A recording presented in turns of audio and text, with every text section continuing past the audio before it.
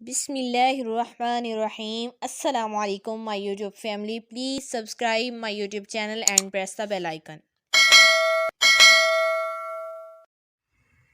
تاریخی اعتبار سے دنیا کا ایک اہم ترین شہر جب فتح ہونے جا رہا تھا تو فاتح فوج کے سپہ سالار نے اپنے حاکم سے کہا کہ آپ آئیں اور شہر کا چارج سنبھالیں، اور یہی شرط اس شہر کے حاکم نے بھی رکھی تھی کہ حاکم آئے گا تو اسے ہی شہر کی کنجیاں دی جائیں گی۔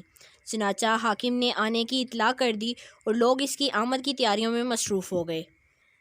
جس دن اس حاکم نے شہر میں داخل ہونا تھا، اس دن صبح سویرے لوگ اس کے استقبال کے لیے شہر کے باہر جمع ہونا شروع ہو گئے۔ دن چڑھے، دورے گرد کا غبار اٹھا تو لوگوں کو لگا کہ حاکم کی سواری آ گئی۔ جب غبار چھٹی تو دیکھا ایک اونٹنی کی مہار تھامے ایک شخص پیدل چلا آ رہا ہے، جبکہ دوسرا شخص اس اونٹنی پر سوار ہے۔ پیدل چلنے والے کے جسم پر جو پوشاک تھی اس پر 14 پیوند لگے تھے۔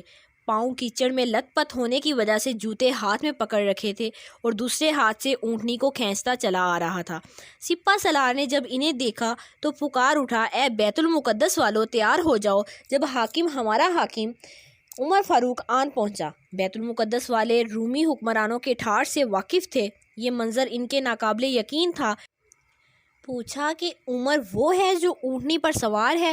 جواب ملا، نہیں، اونٹنی پر سوار تو کوئی خادم ہے، عمر وہ ہے جو پیدل چلا آ رہا ہے۔ لوگوں میں چیم گوئیاں شروع ہو گئیں۔ سپہ سالار نے اپنے سامان سے قیمتی پوشاک نکالی اور گھوڑا دوڑا کر عمر کے پاس جا پہنچا اور کہا کہ آپ یہ پہن لیں تاکہ شہر والوں پر رعب پڑ سکے۔ عمر نے جواب دیا کہ عزت کا معیار اس پوشاک میں نہیں بلکہ اللہ کی فرما برداری میں ہے۔ جب وہ شہر میں داخل ہوئے تو لوگوں نے پوچھا کہ غلام اونٹنی پر سوار کیوں تھا؟ جواب ملا کہ سفر طویل تھا، ہمارے پاس سامان کے کچھ تھیلے تھے جن میں ستو، پانی اور کھجوریں تھیں۔ اونٹنی ایک تھی، مسافر دو تھے اور ایک وقت میں سامان کے ساتھ صرف ایک ہی بیٹھ سکتا تھا۔ طے ہوا کہ ایک منزل ایک مسافر اونٹنی پر سوار ہوگا اور دوسری منزل دوسرا مسافر، اور اتفاق یہ ہوا کہ جب بیت المقدس داخل ہونے لگے تو اونٹنی پر سوار ہونے کی باری غلام کی تھی، تو اس نے